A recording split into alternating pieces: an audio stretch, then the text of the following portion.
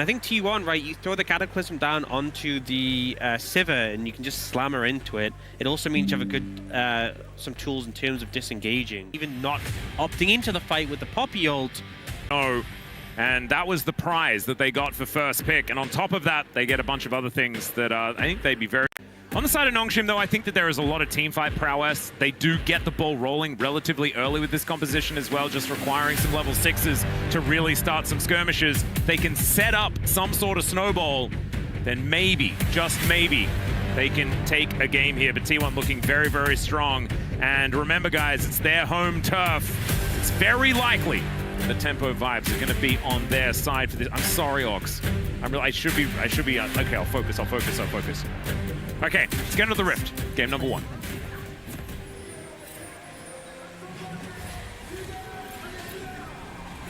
Oh, I got baited because I thought it was going to be fan chance, but the fan chance never happened in the right timing when it's the home ground. So that was a little bit awkward. To get to lane faster. That's true. Which is what I often do.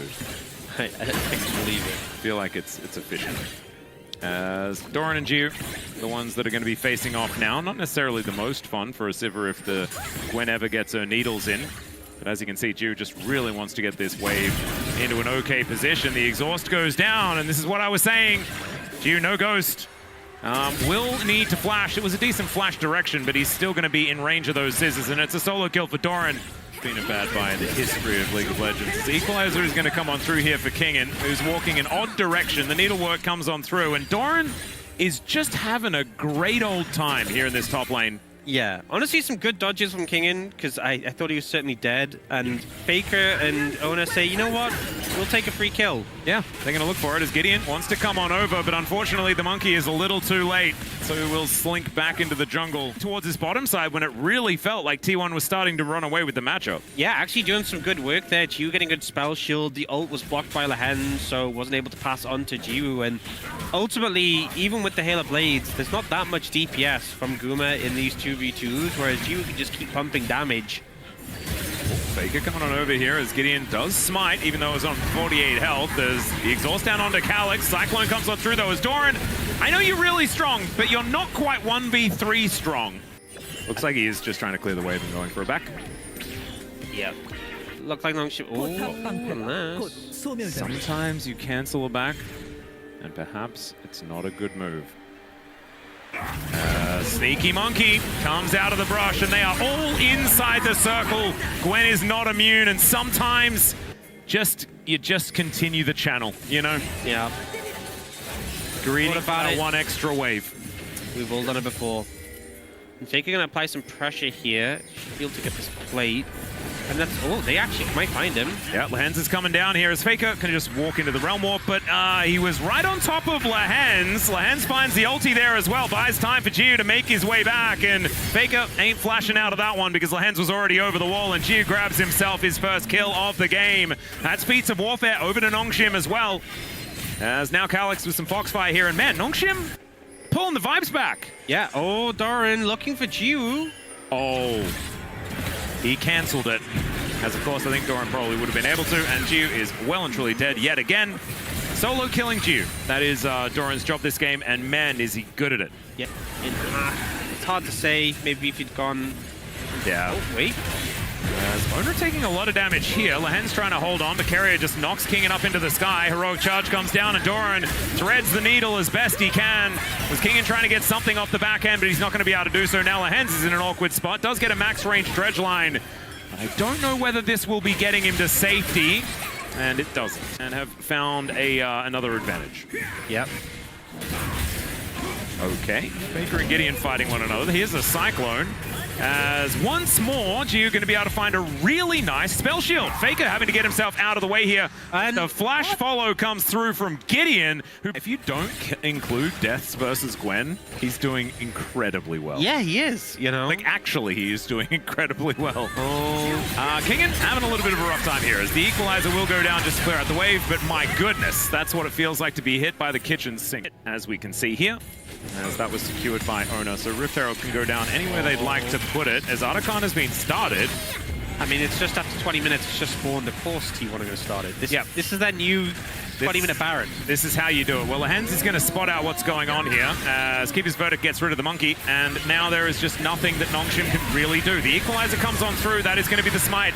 Locked down. Beautifully done here by T1 as there is the knock-up onto Doran. Flash out from Lehens, but the Needles are going to follow him. Now Calyx looking for his way forward. Does manage to get the charm onto Calyx here as the Realm Warp trying to get T1 out.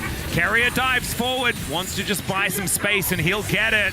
Calyx though, throws out the charm, gets some flashes, but not too much more. Faker and Gumayusi having to use those summoners to get out, but feels a bit like highway robbery, ladies and gentlemen. The Otacon, a powerful buff, and T1 just kind of took it.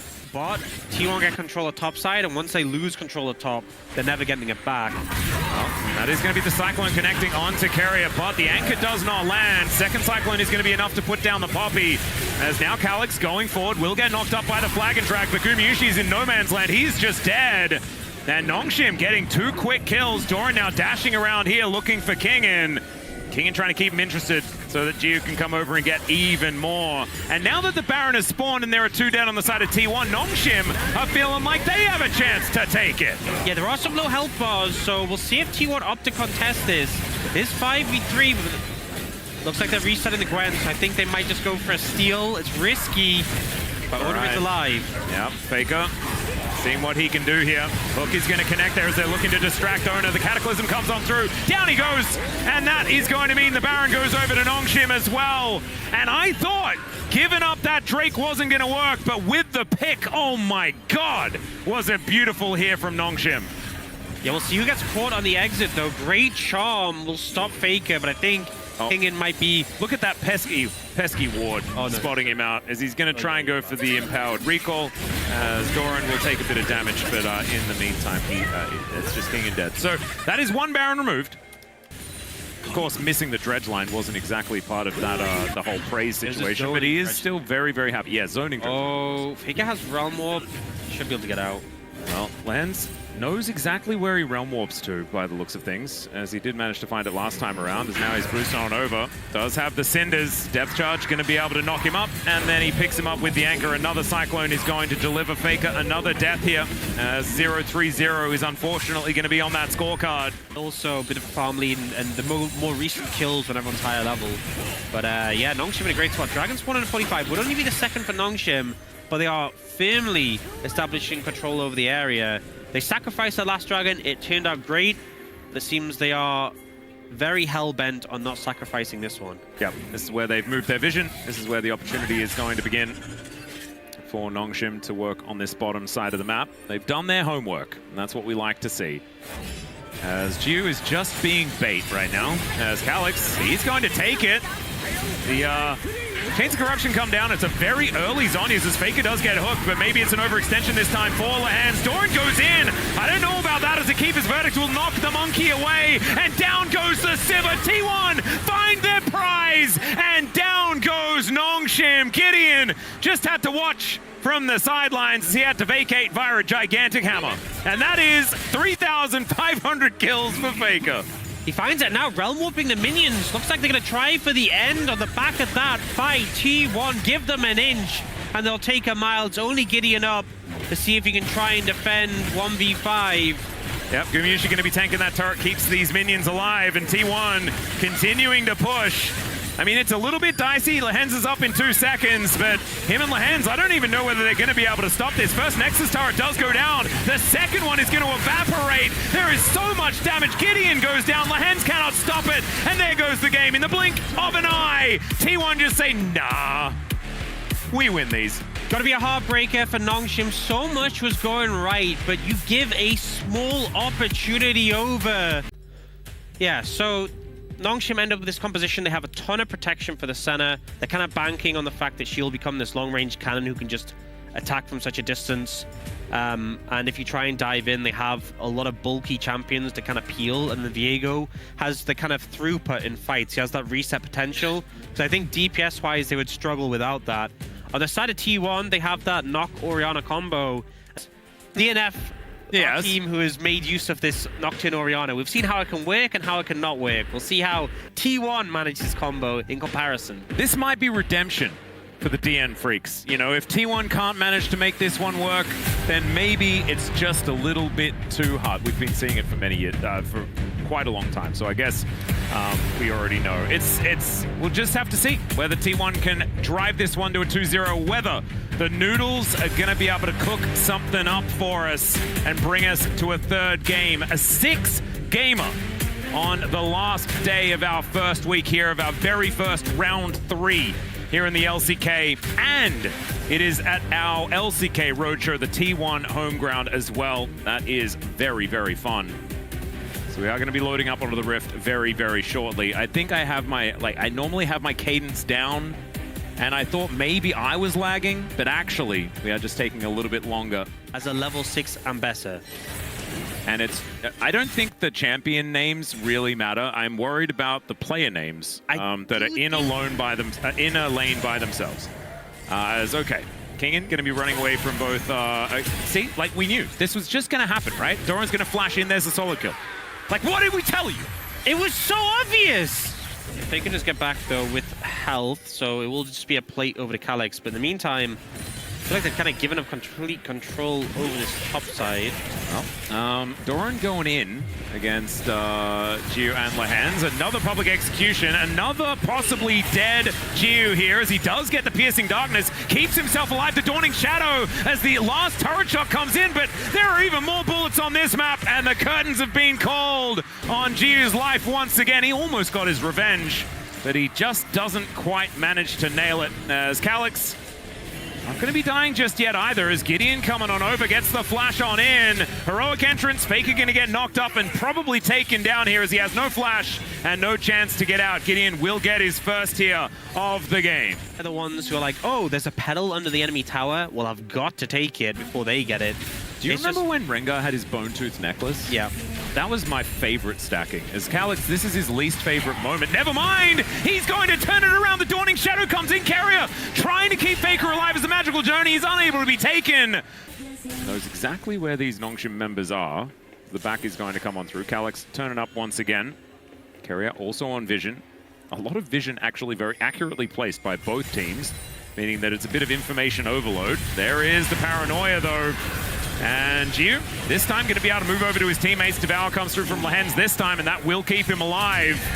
The flash out as Gideon looks for that reset. There is the tongue lash, and down goes the Nocturne. Feats of Warfare alongside it. As, man, that Dustbringer coming out from Gideon was terrifying. Gumayusi going to be able to break those chains, though. Doran just uses it to taxi a little further away from Kingen. Works out quite well. It's just a trade of ultimates. We've seen this many, many times. The level 11 is hit in unison here between our top laners as Gideon finds Carrier, but Owner is lying in wait. There is the combo as Lahens can just gobble up the Viego. Gumayusi coming on over, Dawning Shadow comes in. The shield is there, and this Tahm Kench is so tanky. Down goes the Viego though, and the Tahm Kench is just on a silver platter, surrounded by T1 members. And that was not the fight nongshim were looking for that time, as Kingen had teleported in, and now he is likely to just get sent home in a body bag. Not quite able to flash out of the way, but still having to use everything to just try and escape. And what happened? From Faker, but it just... Maybe they thought that Galio might sometimes be involved. As Kingen has found Owner, he goes all out actually, as Faker will turn up. Kingen will get shockwaved as well, as now he's just possibly in trouble. But he'll get healed up by the piercing darkness. Carrier comes over. There is the Tempered Fate, will connect onto Kingen as he eats a lot of the CC. Redemption going to be doing a fair bit of damage as well, as Owner is sped up by the Dissonance. Man, didn't know that was part of the combo, as they are going to be able to get the stun. There is the public execution as well, and it's Doran that uses that as a way to taxi over to Jiu, who will get shielded up. That is everything that nongshim had just to keep 3 members alive. Curtains getting called here, as you can see Gumayusi fishing for it. Lahens will get stopped on the back. And you can see that Jiu is out of range, so no need to worry about that one. Calyx continuing to be in a different lane. Oh, here's the test. Can he get down to the bot lane? All right. Will the drift... Oh, that was cold. Oh! That was gorgeous. There we go. Slick with it. Yep. Whole process here. Kingen just starts a fight by himself. And then he has no MR, so when he gets shockwaved by Fakie, he dies immediately. And then they're like trying to bail him out. It just feels like people in nongshim are starting fights randomly, and then the whole team is trying to bail them out. Yep. And then they just die. Yep. It's like they have something that they really want to do, but they're spending their entire time just at the police station paying bail money. Yeah. Without being able to actually do anything that they really needed to do, you know? As, all right, Paranoia has been popped here as it's another fight. Doran taking a little bit of damage. The redemption down here for T1 just to try and keep them alive as Kingen is dead. But nongshim, not quite. He didn't need to do that. He did not need to do that, but it was sometimes rush of blood to the head. I mean, I remember seeing a similar play to that. To move in when there is the threat of that Nocturne. Yep. And Doran is just going to kill this turret. He's going to try to anyway, as the taunt does come down, so he's not able to kill it on this wave, but it's basically dead. And you've got Carrier lying in wait and moving over as well. Been up for 30 whole seconds, and it's a little bit late for T1, I feel. Yeah, let's chill. As Shockwave connects onto 2. Arakan down to 50%, teleport in here from Doran. The answering teleport is going to result as Calyx can make his way down. There's the Paranoia. Dawning Shadow doing decent damage, actually, as now the Galio comes in. It's a one-man taunt, but it's onto Gumayushi as they do manage to take the Arakan, and the magical journey brings them all out. Follow that! Do never follow that! Instead, it's a heroic play from Lahans that gets over the wall, and it is going to be Carrier that goes down. Abyssal dive here as Lahans. He's like, man, do I have to do everything myself? And the answer is absolutely. Another public execution there for Doran onto himself. Lahans most of all, who has to then flash after him with the gobble. Yeah, I mean, this was just so hard to push through this choke. So much damage done. The Nocturnal really just sways them pretty effectively. And then they're so low on HP, it feels so frustrating for them to... Oh, no. Well, Lahens gets a little bit scared, looks to try and dive away. Heroic Entrance is going to be there this time, as, my God, he survives for so long. Owner is probably dead here, as he looks for a target to try and taxi his way out of the way of, and there is a flash over. Paranoia on top of the Cassante to try and get himself out, but that is not going to work. So, Nongshim set up for this Dragon in 30 seconds time. Lahens and Gideon in the area. Base skin Tahm Kench, I kind of love it. You know, it's got that real Oliver Twist vibe. Well, they are going to look for Doran. Okay, well, they are probably just going to kill him as well, as he cannot publicly execute himself out of that one. And Gideon going to be able to lock down the kill. Doran really has had a little bit of a vacation moment towards the end of this particular game. That's going to even out the gold and also give Nongshim an avenue in to fight for this Drake. Up to the Jin. Yeah. Guma kind of built different on this champion. You will have to press Q a lot. Oh, Baker is just going to get ulted on here as Gideon comes over, flashes out of the shockwave. There's the Paranoia, and the stun comes in, but down goes Gideon, and Faker, he's just baited them all in. Let's see whether Gio can make this one happen, but he has to sidestep the Tempered Fate. Owner is still chasing. Faker is still alive. The Dawning Shadow's not enough, as finally the Galio will be able to secure the kill, but Nongshim have well and truly overextended at this point in time. And how many times does Faker have to do this for people to learn that you should not try to chase this man? They fell for it. They fell for the bait. They try and collapse on a Faker. They think they have the numbers advantage, but the backup comes in force. And one after another, they fall apart. T1 going to get the Baron. Oh, Calyx. He just kind of walks at them. He's been doing this all game, and it's impressive, the bravery. You know what? That's solidarity. Yeah, 0.5k gold lead as well as a result. And this is slowly but surely falling to the wayside here for Nongshim, who, even in this game, there have been moments, right? It has felt, you know, like that rally, you know, the tennis, where the back and forths have been happening, but I feel like the ball is well and truly out of court at this stage for Nongshim. As T1 pushing down with Baron, they are very, very good at using this buff. It's their favorite thing, as we know. And Guma just a few bullets. The last one in the chamber here, as we can see, as he does cleanse. That is a cooldown that they do need to be wary of, but the curtains are going to get called here. And down goes this inhibitor turret. There's the shockwave combo. They find it. The bullet's going to ring true as well. Deadly flourish. My God, Gumayushi. Do not give this man the Jin or the Varus, and they did both in this series. As Kingan's going to go down, and once again, you might blink and miss it. as T1 will just close out this game number 2. And my goodness, what a week for this team. Taking down Gen G, going from strength to strength here with a swift 2-0 over nongshim. Feeling like they're back here in round 3. I feel like nongshim had moments in this game, in the last game, where it felt like maybe they'd be able to have an edge, but when it came to the decisive, game-deciding parts of this match, T1 were just so far ahead. Must really show you that